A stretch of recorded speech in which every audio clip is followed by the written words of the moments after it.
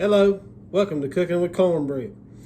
Today I'm going to be doing steaks, baked potato, compound butter stuffed pork loin. That's probably about it, plus the compound butter. Having not compounded it, that's what this video is all about. I'm going to be doing a compound butter just on this video. This butter can go on steaks. When I started making this is my oldest daughter's favorite recipe I make. I stuffed it inside a chicken's breast, and on the outside kind of smoothed it around on the outside. Buddy of mine, Tim, he's had it before. He likes it. So you can put it on all sorts of things.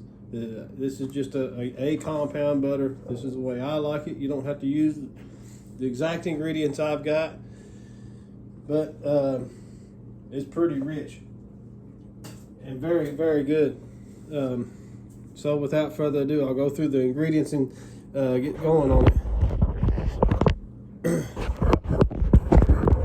Sorry, excuse me, still figuring all this stuff out. So, salt. We don't use a lot of salt. How much I won't be able to tell you. I'm just going to sprinkle some in, have my daughter test it. And you always remember you can add more salt, but it's hard to take salt out. You can't take salt out. You got to add stuff to mask it. Okay, so salt. I've crisped up 8 pieces of bacon and chopped them up finely. 3 sprigs of green onion. This is another thing. I've got what was left on a bunch over here to the side. I'm going to save that for my baked potatoes, but if I need it, I will grab some more to put in here.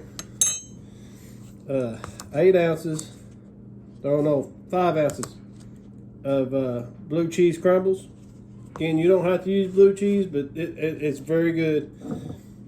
I'm probably going to do 4 cloves of garlic. You don't want to go too wild with your garlic. This is minced garlic.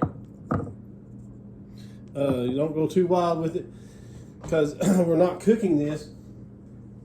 And in some applications, it does cook with the meat, like the pork loin. So the garlic will get cooked with the compound butter. But I'm going to put it on top of my steak too. So keep that in mind. Black pepper. You don't want a whole lot of raw garlic in your mouth. And again, black pepper, I said that to taste. And 2 sticks of softened butter. This is very, very soft. You won't be able to fold all this stuff in.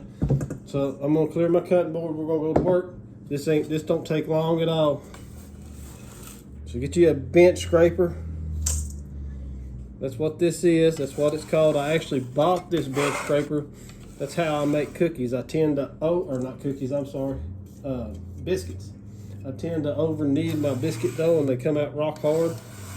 Biscuits they were until I got this recipe or this technique, my Achilles heel. I'm gonna go ahead and dump the blue cheese in. My daughter hates blue cheese. She'll smell of this container and say, ew. But will absolutely, if I give her this whole bowl, she would eat this whole bowl. This stuff doesn't last long at my house. And there's a reason for it. She likes it. So I'm going to show you 2 things. Like I said, I'm going to use this. I'm going to use some green onions in my potatoes. Now I've already rinsed these off. I'm going to show you 2 things with this green onion, then I'll show you something with the garlic.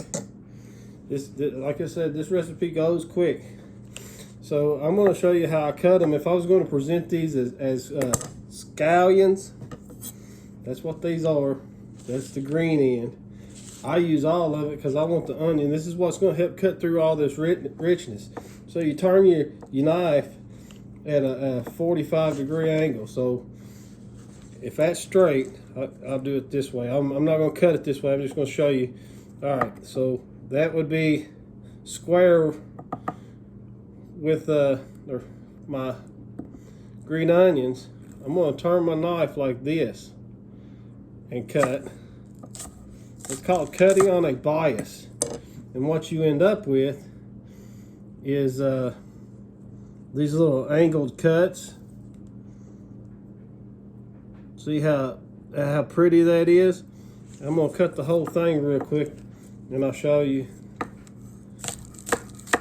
Actually, see, so you can turn your vegetable. I was trying to keep my vegetable square with the cutting board, but you can turn your vegetable and always keep your knife square. That's the easiest way to work.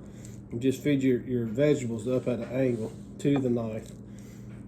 But that's how to make a pretty presentation with your scallions. And I think this is probably going to be enough green onion too. I usually don't go all the way to the end.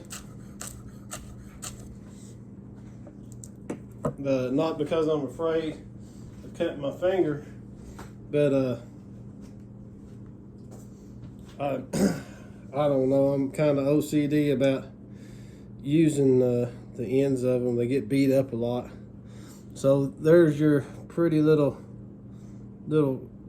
biased cuts. It's just a neat way of presenting them. Now, after doing that and after all that explanation, watch what I'm fixing to do to these things, because I'm going to run my knife through them. I'm going to obliterate these things. If you don't trust yourself doing this, you can use a food processor.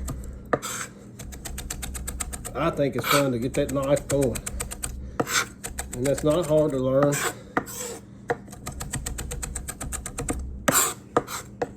My buddy Tim seen me do this when I made it for him. This has been a long time ago. And he's like, how you do that? I don't know. I really don't. I just practice. Everything in here is fine chopped up. That's why you want the blue cheese crumbles. You can get your own wedge of blue cheese if you want.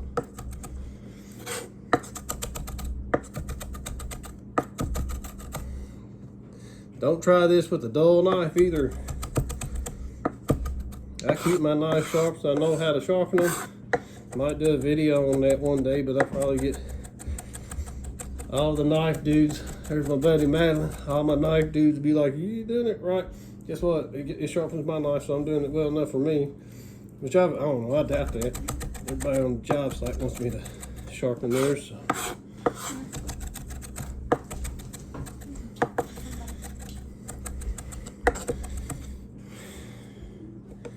And if you don't have a bench scraper, you can always. So I seen a dude do that. He uses both edges of his knife. I can do that, but it's hard. It hurts my hands or my arms. So we've got this chopped down fair enough. You can always use your knife if you don't have a bench scraper. Now I'm out of breath.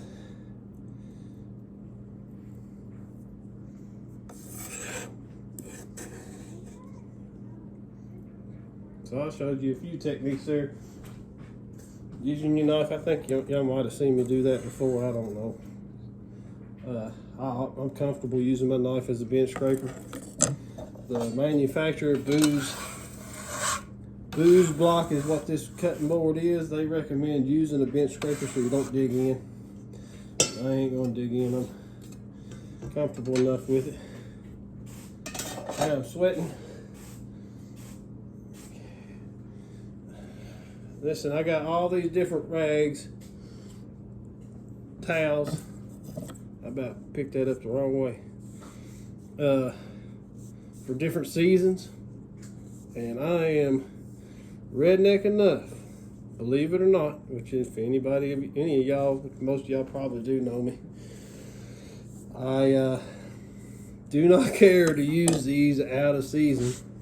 This goes on my like any other season. It goes, we hang by the season if there's a holiday coming up. I don't have an American flag towel. I need to get me one for 4th of July, Memorial Day, and maybe a POW or something like that towel for Memorial Day. And need the Labor Day, need the American flag towel.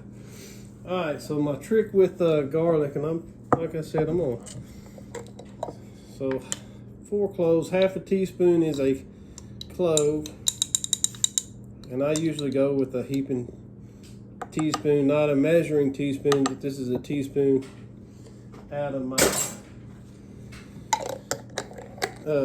drawer. Little trick, learned this off of Bobby Flay, watching him cook on Food Network. That's a long, check that dude out. That's a long crisp little salt. I ain't even gonna use that. I'll toss that in the floor, sweep it up later. So take you a little pinch of salt,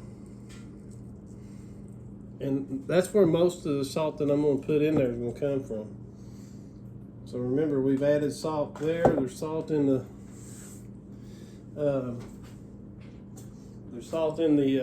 cheese. It's very salty, and also salt in the cured bacon. But what that salt's going to do to this, I'm going to make a paste out of this. So that's going to be my macerator. That's what's going to crunch and grind that down.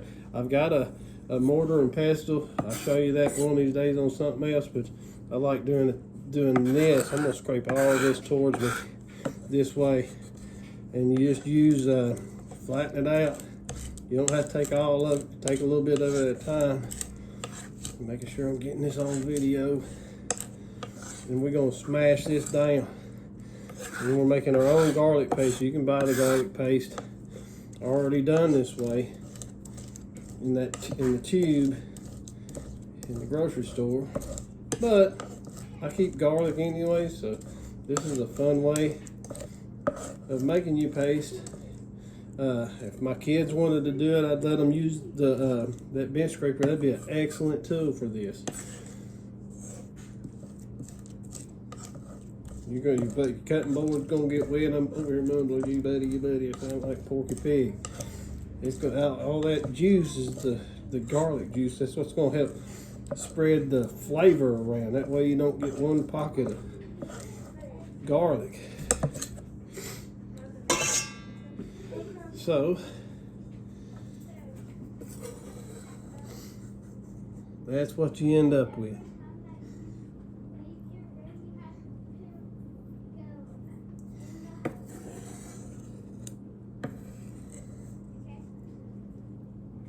And that's our ingredients. I did not put salt and pepper in it, remember?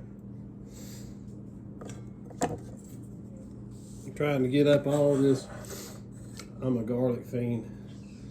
Come to my house and you don't like garlic, and you better tell me beforehand, and I'll try to make your portion with less. So in another video, I'm going to show you. Hello, sorry, getting used to all this junk. I should be used to it by now, but I just wanted to show you the top of the bowl. We're going to go with 3, 4, 5, 6, 7, 8, 9, 10, 11, 12. 12 rounds of cracked black pepper. I don't really go by counting the rounds. That was 13. 13, I don't like 13. We're going 14, 15, 16, 17, 18. That is my favorite number. Go Peyton. It goes by eyeball. That's not going to be too hot. Remember, you're adding this to meat. Unless you're my daughter. So let's go with say a 1/4 teaspoon salt. And get you one of them silicone spatulas. What I do is that's butter soft enough. Watch me. You can knife that butter in, and then we're gonna fold and press and fold and press and fold and press. Oh wait, doing some 1980s. 1990s, y'all 90 kids remember all them dang workout videos. And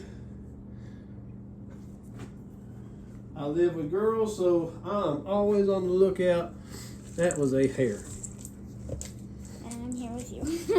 Go get your sister and tell her it's time to taste test. This is all one video, and I'm at the 14-minute mark, and I'm about done. So by folding,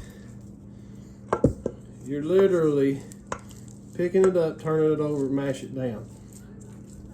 I wouldn't do that with a cake. You don't smash with the cake. You make all the air out of it. I'm just smashing the butter and the cheese and all the ingredients into the butter so it's well mixed.